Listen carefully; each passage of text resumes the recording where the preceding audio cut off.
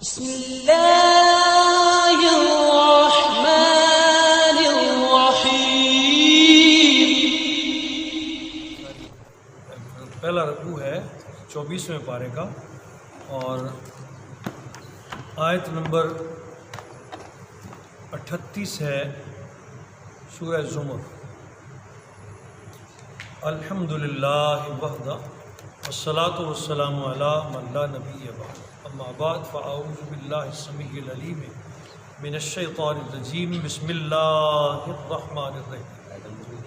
وَلَئِن سَأَلْتَهُمْ مَنْ خَلَقَ السَّمَاوَاتِ وَالْأَرْضَ لَيَقُولُنَّ اللَّهُ قُلْ أَفَرَأَيْتُمْ مَا تَدْعُونَ مِن دُونِ اللَّهِ إِنْ أَرَادَنِيَ اللَّهُ بِضُرٍّ هَلْ هُنَّ كَاشِفَاتُ ضُرِّهِ أَوْ أَرَادَنِي بِرَحْمَةٍ هَلْ هُنَّ مُمْسِكَاتُ رَحْمَتِهِ قُلْ حَسْبِيَ اللَّهُ عَلَيْهِ يَتَوَكَّلُ الْمُتَوَكِّلُونَ قُلْ يَا قَوْمِ اعْمَلُوا عَلَى مَكَانَتِكُمْ إِنِّي عَامِلٌ فسوف تعلمون من يأتيه عذاب يخزيه ويحل عليه عذاب مقيم۔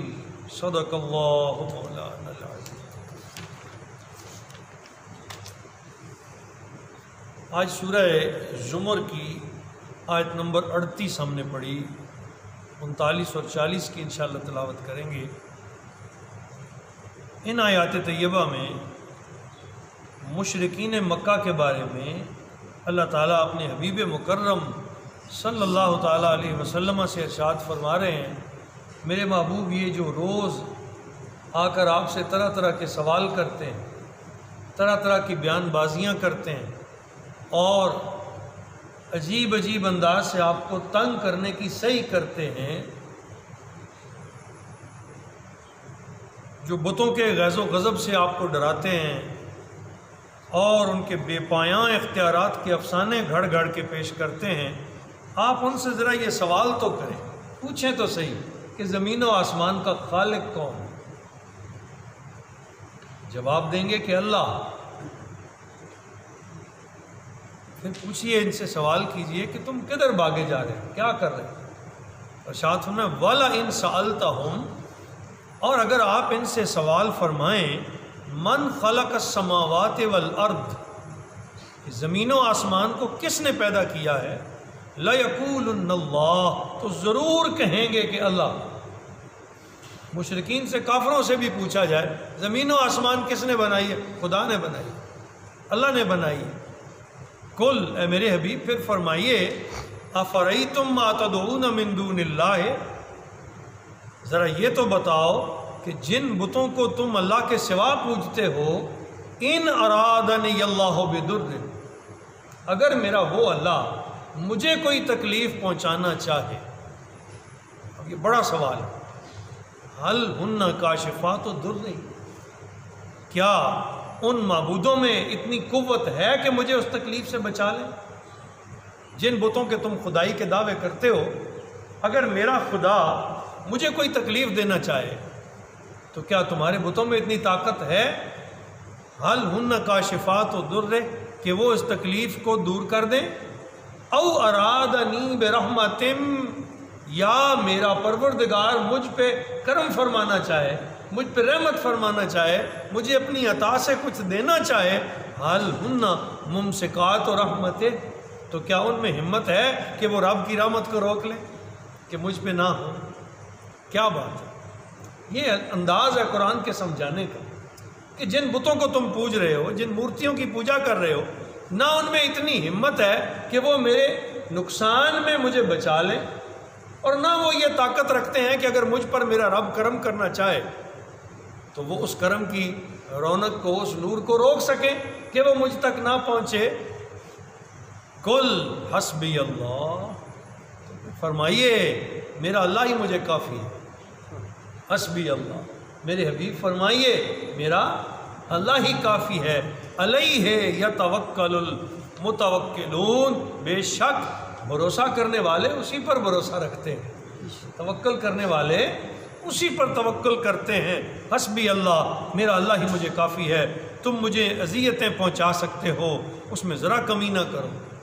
تم اسلام کو ناکام کرنے کے لیے جو کوششیں کر رہے ہو، زور و شور سے جاری رکھو، حسبی اللہ، میرا اللہ مجھے کافی ہے۔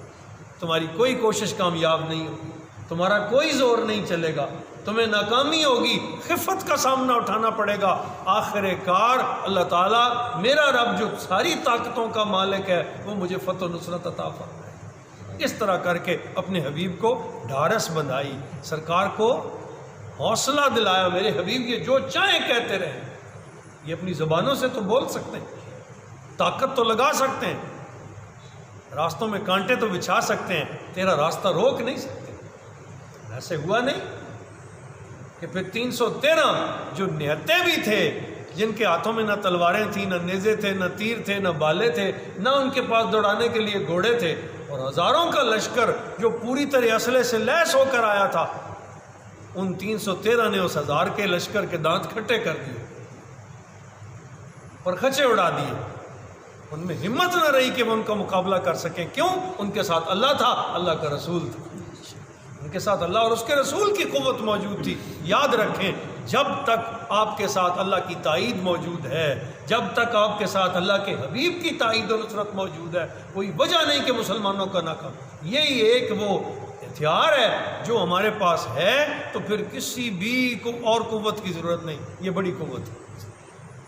ارشاد فرمایا گیا نا کہ تم اپنے طرف سے پوری تیاری رکھو، لیکن اللہ پہ بھروسہ رکھنا، وہ تمہیں ضائع نہیں ہونے دے گا۔ قل، اے میرے حبیب فرمائیے، یا قوم ملو علی مکانتکم، اے میری قوم تم اپنی جگہ پہ اپنے اپنے کام کرو، پھر جو تمہارے جی میں آتا ہے کرو۔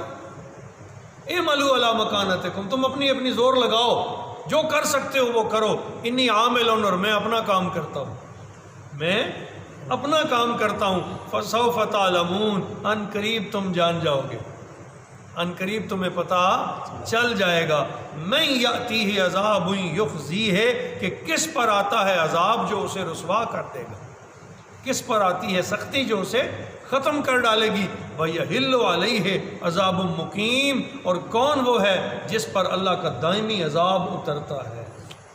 یہ فیصلہ تو میرے رب نے کرنا ہے، تم اپنا زور لگاؤ، ہم اپنا کام کرتے ہیں۔ اور تسلسل کے ساتھ اس شدت کی تکلیف کے باوجود کہ سرکار کے صحابہ کو ستایا جا رہا تھا، راستوں میں کانٹے پھینکے جا رہے تھے، اوجڑیاں اونٹ کی اٹھا کے نبی پاک کے گلے میں ڈالی جا رہی تھیں، حضور کے صحابہ کو شہید کیا جا رہا تھا، نبی پاک تسلسل کے ساتھ بغیر ان خطرات کو دیکھے اپنا کام فرماتے رہے، حتیٰ کہ اپنے حبیب کو اللہ تعالیٰ نے فتح و نصرت سے شاد کام فرمایا، اپنی مہربانیوں کو نزول فرمایا، اور اعلان ہوا اذا جاء نصر اللہ والفتح۔ میرے حبیب دیکھو، جب اللہ کی مدد آئی اور فتح و نصرت حاصل ہو گئی، اور تم نے دیکھ لیا کہ لوگ گروہ کے گروہ اب اسلام میں داخل ہو رہے ہیں، اپنے رب کی تسبیح بیان کرو اور اسی پہ بھروسہ رکھو۔ انا انزلنا علیک الکتاب للناس بالحق، بے شک ہے حبیب مکرم صلی اللہ تعالیٰ علیہ وسلم، انزلنا علیک الکتاب، ہم نے آپ پر یہ کتاب مبین اس لیے نازل فرمائی ہے، للناس، لوگوں کے لیے، بالحق، کے حق کے ساتھ، کہ آپ ہدایت فرمائیں، آپ اس کتاب کے ذریعے انہیں میری طرف بلائیں۔ فمن اہتدی فلنفسہ، جس نے اس سے ہدایت کر لی یہ اس کے اپنے بھلے کی بات ہے، جس نے قرآن سے ہدایت لے لی یہ اس کے اپنے بھلے کی بات ہے۔ ومن ضل، اور جو گمراہ ہو گیا، فإنما يضل علیہا، تو وہ اپنی ذات کو گمراہ کرے گا اور کسی کو نہیں کر سکتا، آپ کو کوئی نقصان نہیں پہنچا سکتا۔ یہ نہیں مانتے تو نہ مانیں، اپنے راستے پہ اڑے رہیں، اپنے آپ کو تباہ کر لیں گے۔ وما انت علیہم بوکیل، اور آپ ان بدبختوں کے ذمہ دار نہیں۔ نبی پاک کا قلب اطہر رنجیدہ ہوتا تھا، کئی بار میں یہ بھی بات ذکر کر چکا ہوں، جب وہ ہدایت کی باتیں سناتے، جب آپ انہیں قرآن عظیم کی آیتیں سناتے، اللہ کا سچا پیغام پڑھ پڑھ کے سناتے، اور وہ ظالم نہ مانتے نا، تو نبی کریم کے دل پہ بوجھ آتا کہ میری بات ٹھیک ہے، میرے رب کا کلام حق ہے، جو میں بتا رہا ہوں اس کے سوا کچھ اور ہونے والا نہیں، اس کے باوجود ان ظالموں کی عقل میں یہ بات نہیں جاتی۔ تو رب کریم نے فرمایا میرے حبیب تو نہ پریشان ہو، تو نہ رنجیدہ ہو، ہم انہیں ہدایت دینا ہی نہیں چاہتے، یہ اس قابل ہی نہیں ہے کہ یہ تیرے نور کو دیکھیں، اس روشنی کو دیکھیں، جو گمراہ ہو جائیں گے وما انت علیہم بوکیل، آپ ان کے ذمہ دار نہیں، اللہ ان سے دیکھ لے گا۔ میرے محبوب تیرا فرض تھا کہ بات پہنچا دینا، تم نے صحیح طور پہ بات کو پہنچا دیا، تم نے اپنا حق ادا کر دیا، اب یہ نہیں مانے، ہم نے حجت تمام کر دی، اب قیامت کے دن ہم ان سے پوچھیں گے بتاؤ میرا ڈرانے والا تمہارے پاس آیا تھا کہ نہیں، میرے نبی نے تمہیں سچی سچی باتیں بتائی تھی کہ نہیں؟ اب ان کے پاس اس وقت کوئی جواب نہیں ہوگا، وہ رسوا ہوں گے اور عذاب الہی ان کا مقدر ہو جائے گا۔ اللہ تعالی ہم سب کو اپنے آقا و مولا صلی اللہ تعالی علیہ وسلم کی ہر بات پر عمل کی توفیق عطا فرمائے، سنت کا پابند کرے، سرکار کی لائی ہوئی شریعت کے ساتھ متبع رکھے، اور کل حشر کے دن ہم حضور کے غلاموں میں اٹھائے جائیں۔ وما علینا الا البلاغ۔